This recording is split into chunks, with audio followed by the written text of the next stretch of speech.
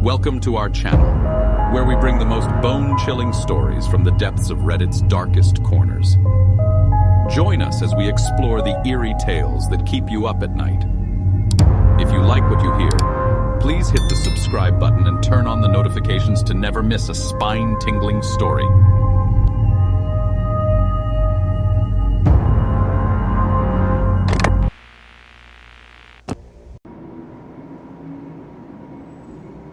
The first time it happened was on Monday night, when I was in deep sleep.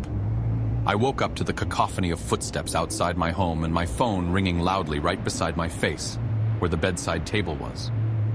The phone was buzzing right off the table, about the fall. I caught it just in time and put the phone to my ear, not even bothering to look at the number. My head pounded and my throat felt dry. "Hello? 911, we have an emergency," said a shaky female voice. "Sorry. 911, we have an emergency." I took a look at the number, and sure enough, it was 911. My head pounded even harder, and I frowned. "I don't understand. We have an emergency. Please, we need your help." "You need my help?" I asked, incredulous. In my sleepy state, nothing made sense, and whatever she was saying sounded like gibberish to me. "I'm not a police officer. We need your help." Her voice became more desperate, more demanding. "Please." Her tone had dropped abruptly, and I heard the woman's trembling cry. It sent a shiver up my spine, and I sat up in bed, rubbing my eyes. "Hello?" She whispered frantically into the phone. "Please, he's coming. He's here. I can't." There was a loud crack from her side, followed by a scary scream. I never even realized a human could make such sounds. My stomach sank, and I removed the phone from my ear, staring at the number. My breath quickened, and the call dropped. I wondered what I should do. For a second, I thought of calling the police, but then it dawned on me. Who do you call when the police calls you for help? The second time happened when I was cooking dinner. Previously, I had brushed off the phone call as some prank from the neighborhood's troublemakers, though how they managed to call from the 911 hotline, I don't know. As I was chopping some tomatoes and onions, a shrill ring echoed downstairs. I sighed, dropped the knife, and leapt up the stairs to grab my phone. When I noticed that the call was again coming from 911, my heart dropped. Neighborhood pranksters, maybe? A second time! I wiped my hands on my apron and grabbed the humming phone. I put it to my ear slowly. A despairing male voice screamed, "No! Stop!" "Hello?" It came out as a hoarse whisper. "Help me!" The man yelled into the phone, his voice full of anguish. "They're eating me!" "What?" "Please help me!" His cries were wretched and pained, and I couldn't help but release the phone from my trembling hands. The phone fell to the floor. The man let out a high-pitched scream, and the call ended once again. I didn't bother picking up the phone. I just went downstairs and finished cooking. I didn't tell anyone about these continuous, strange calls. Part of the reason is that I had no one to tell. My family would for sure brush it off as me being a silly kid. My friends would not even believe me. Sometimes I laid in bed and thought of what happened to the people that had called me. Sometimes I wondered what would happen if I were to call 911. Sometimes I asked myself, when will be the next call? The next call was exactly a week later. A ring woke me up from my daydream. I'd been sitting at my desk trying to study, but the words were swimming on the page and my eyelids felt ridiculously heavy, and soon enough, I had drifted off to sleep. Until the shrill ringing of my phone. I opened my eyes and slowly reached for my phone, horrified of what would be on the screen. Of course, it was 911 again. The past week, I hadn't gotten any other calls. I debated for a moment whether I should pick up or not. I was convinced now that it wasn't the neighborhood kids. No one can fake such real anguished cries and screams, and although I had the perfect reason to just decline the call and go back to sleep, another terrifying part of me was curious, and slowly I dragged my finger across the screen, pressing the green button. "Hello?"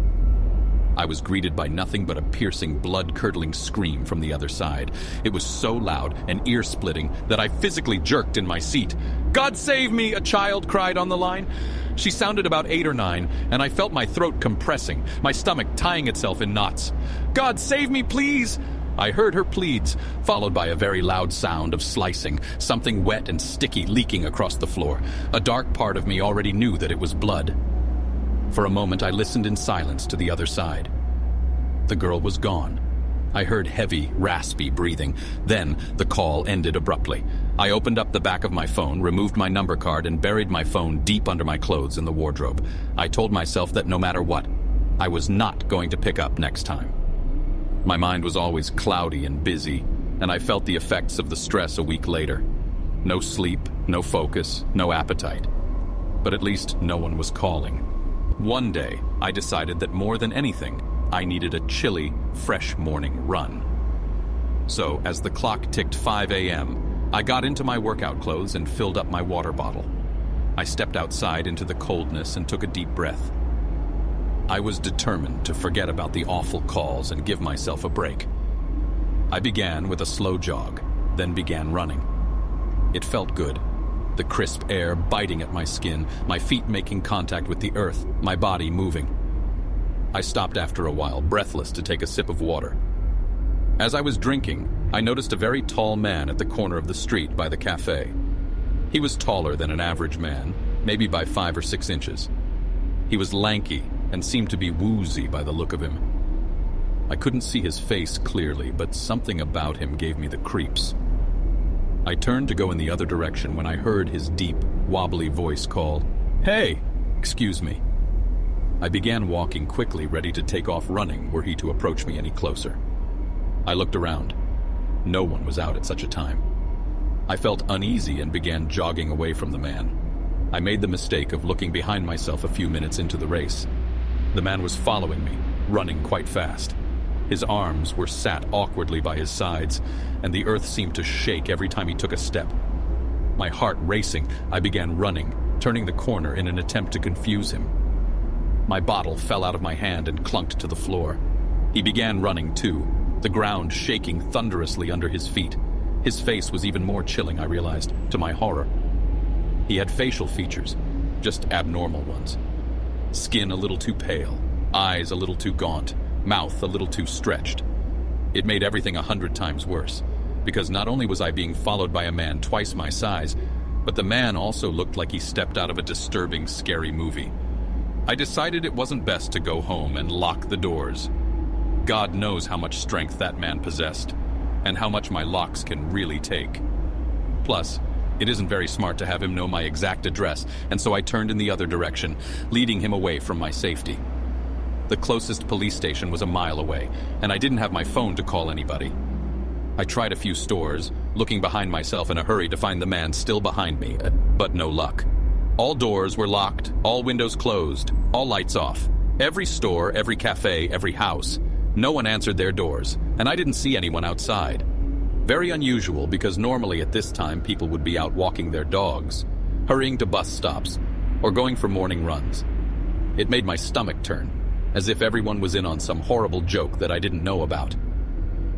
After a while, I began feeling seriously afraid. The man was still on my tails, and yet he wouldn't give up. Every few minutes he would bellow in his unbalanced voice, "Hey, excuse me!"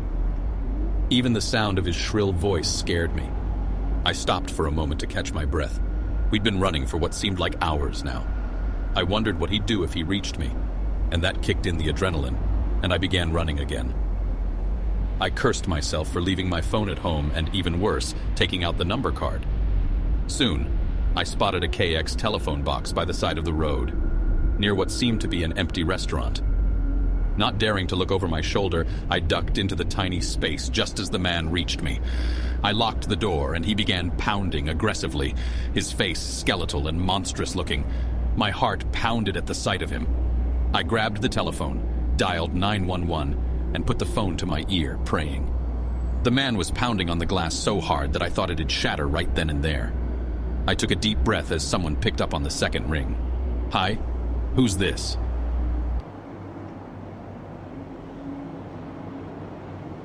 If you enjoyed this video and would like to see more, please hit the like button and subscribe, as it means a lot, and hit the bell if you want to stay up to date with the latest scary stories. Don't forget to comment with any stories that you would like for me to do, and I will see you in the next one.